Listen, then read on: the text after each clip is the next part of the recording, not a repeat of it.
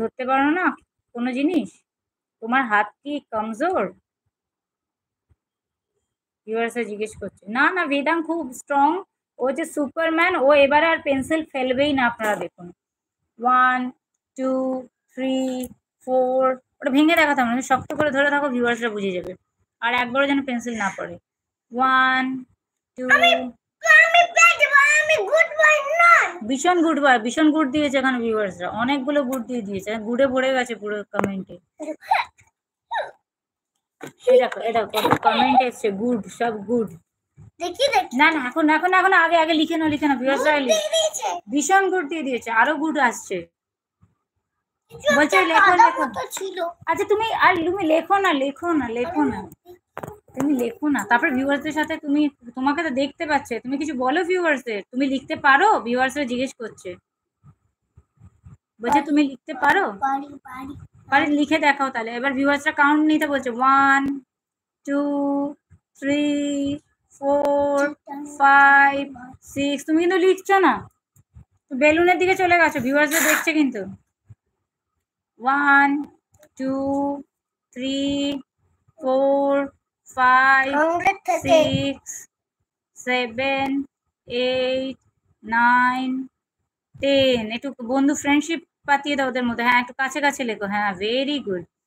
আমি একটা জিনিস বলছি, যে সমস্ত বাচ্চাদের লেখাতে প্রবলেম আছে বেদাঙ্গের মতো, সেসব বাচ্চাদের রোজ এক পাতা বেঙ্গলি আর এক পাতা ইংরেজি লিখলেই হ্যান্ডরাইটিং খুব ভালো হয়ে যাবে। এটা মানে আমার ইনটিউশন, এটা আমি এখনো অবধি মানে বেদাঙ্কে দিয়ে করিনি, কারণ আমি বেদাঙ্কে যখন ফার্স্ট ABCD 1 2 3 শিখিয়েছিলাম, তখন রোজ এক পাতা করে লিখে লিখে দেখেছিলাম, খুব ভালো হ্যান্ডরাইটিং হয়ে গেছিল।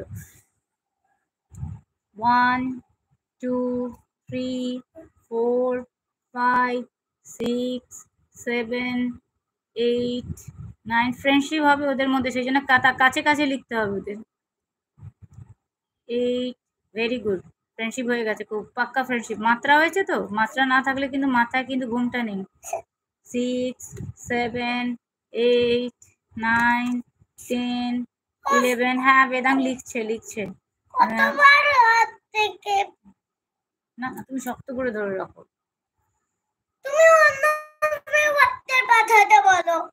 ভিউয়ার্স সব চলে গেছে, তুমি লিখতে দেরি করেছে, চলে গেছে সব, 0 ভিউয়ার্স হয়ে গেছে।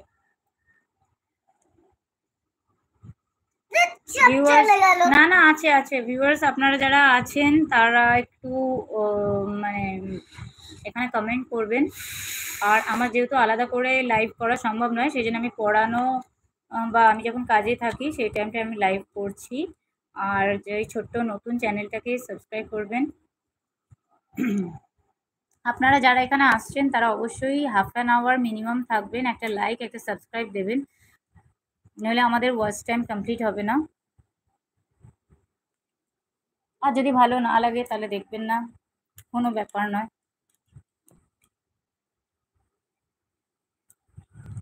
বেদাংস মম চ্যানেলটা একটা বাচ্চাদের প্রবলেম রিলেটেড মানে ওরিয়েন্টেড, এই বিষয়গুলোকে এখানে তুলে ধরা হয় মেনলি, আর বাকিটা আমাদের লাইফস্টাইল ব্লগ।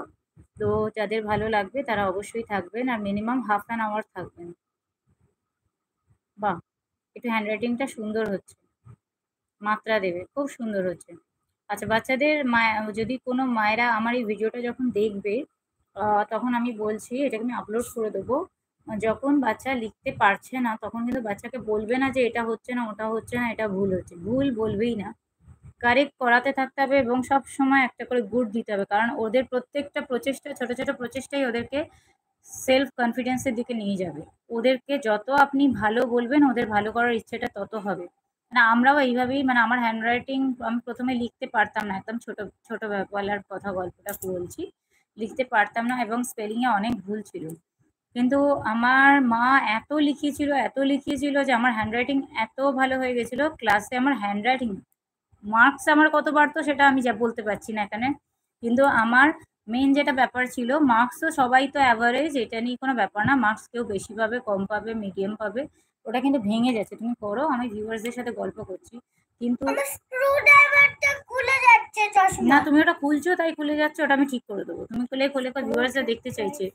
কিন্তু আপনি যদি বাচ্চাকে লেখাতে থাকেন, মানে মা অনেক লিখিয়েছিল, তো আমার লাস্টে মানে হ্যান্ডরাইটিং এর জন্য আমার খাতা তুলে দেখাতো যে handwriting must be like that. তো আমি